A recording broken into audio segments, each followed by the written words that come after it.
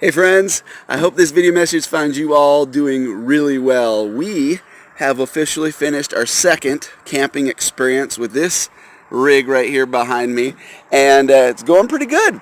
Starting to get used to things. People have been asking as we've been touching base with folks face to face and some via a message as well how things are going. So just want to do a quick touch base and let you all know that things are going pretty decent. We're still settling, but Kay is almost done settling the nest and getting this thing set up the way she feels like it should be set up to somewhat feel like a home. She has a few last decorating pieces she wants to do, and then a few last things that we just need to get put into places where we don't really know where they're going to go or if they're going to go with us. So downsizing is almost done, and we're starting to feel pretty good.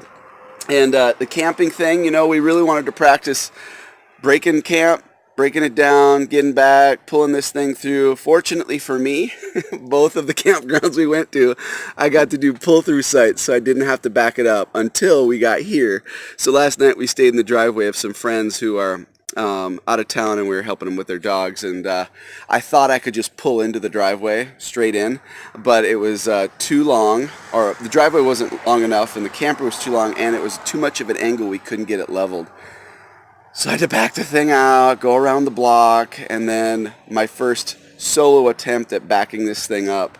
I'm sure if you were standing here and watching, or the people that were backed up down the street waiting for me to get this thing pulled in, were laughing or sighing or saying other unkind things. However, we finally got it backed in there, and it's not straight if you were to look at it closely.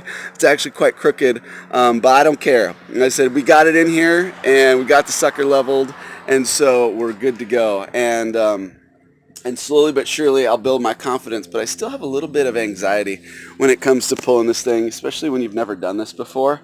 And it never feels like it's getting smaller. I thought I would get more used to it a lot faster, and unfortunately that has not been the case, but we'll get there. That's what everyone keeps telling me, so keep praying for us in all those different areas, that included, and know that we are currently booking for Chicago right now, and we desperately need you guys to keep praying for us if you're willing to do that, but also if you have any connection whatsoever in the Chicago area, whether that's teachers, counselors, hotel staff, mall staff, healthcare providers, law enforcement, youth pastors, Bible study leaders, anyone that may want to host an event in their own home, if you're willing to connect us with them, reach out to them.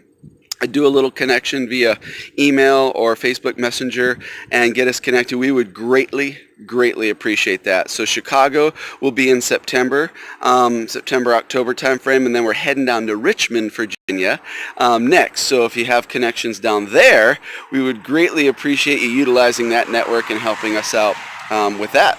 So there we go. We have just under a month. We moved out of our house July 6th. We closed on the house. We're head back to St. Cloud, which is kind of home base for us, camping in Kay's parents' driveway, and still getting used to the acclimating of the temperature in the camper, and the fact that when you're attached to a house, you can't use the air conditioner unless you have the generator running, which we can't do all night.